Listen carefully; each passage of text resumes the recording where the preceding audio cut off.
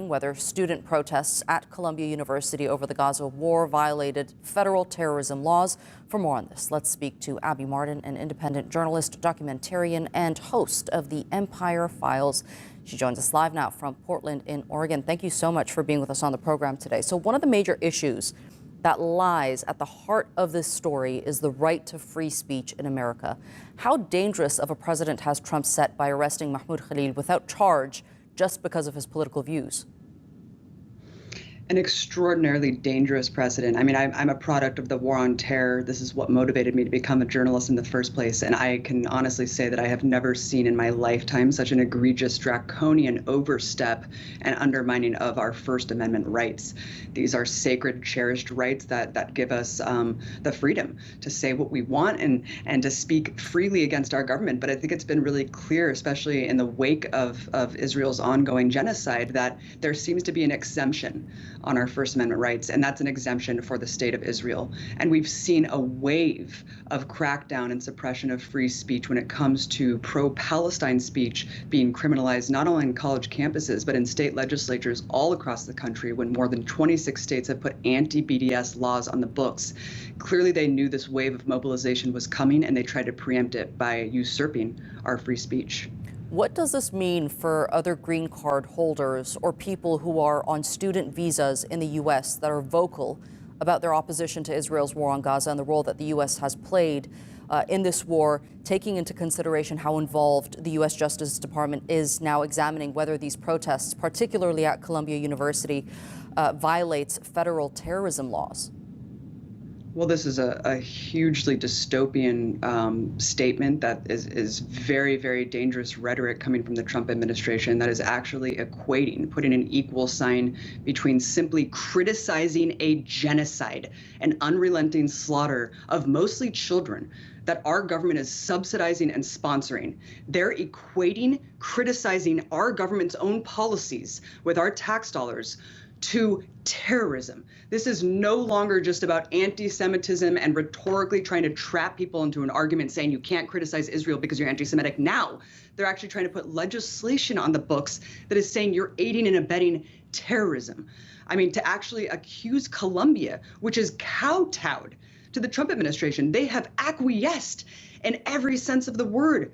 I mean, the Trump administration has put a blanket threat on Columbia saying you didn't do enough. What more could they have done? They suspended students, they arrested students, they protected the Zionists on campus. And so I think what is it showing us now is that you cannot kowtow to fascism. You have to stand up and protect your students and protect the rights of American citizens.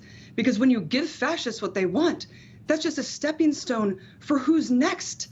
So first, they're going to come for Palestinian activists. But if you look at that executive order that the Trump administration laid out that equated ludicrously anti-Semitism to somehow aiding and abetting terrorism, you see that this is not stopping and starting with pro-Palestine protesters. They are equating environmental activists with domestic terrorism. They are equating immigration activists and basically all leftists. And they're putting it under the umbrella of anti-American rhetoric. And so now they're going to basically push full steam ahead with anyone who's dissenting with the narrative that's putting out from this administration that they are possibly going to be deported. And that includes green card holders, people with student visas. This is going to come after everyone in this country. And I don't think it's going to stop and start with them either.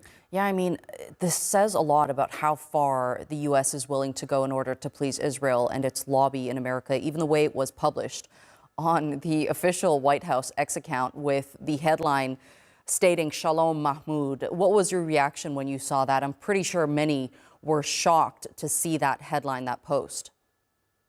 I mean, it's an upside down world where words are considered terrorism and actual drone bombings are not.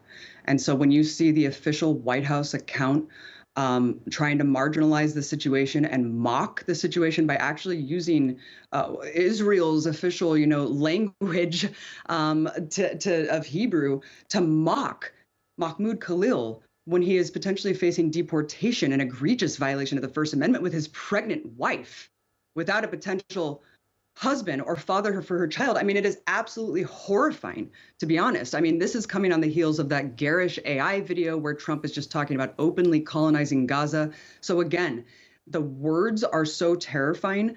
The rhetoric is going to match the policy as we've seen them, do. They're going to barrel through with this agenda, and it's all under the guise of freedom and democracy. But what we're seeing is totalitarianism and despotism. And I fear Trump is the perfect empty suit and vehicle for Zionism.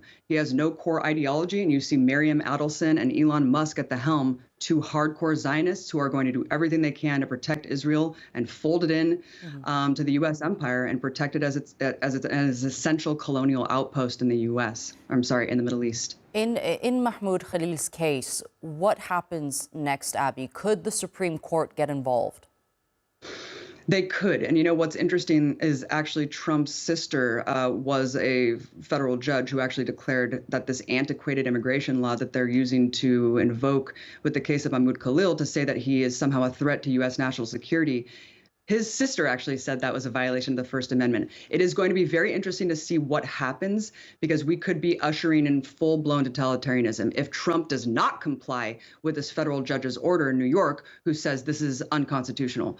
It's going to be very interesting to see what the federal government decides to do to override these judges' orders that are deeming very clearly the flagrant unconstitutionality of what is pending today. So that remains to be seen. But I think we're entering into a very dangerous territory, and that depends on what Trump is willing to do to override the decisions of these courts.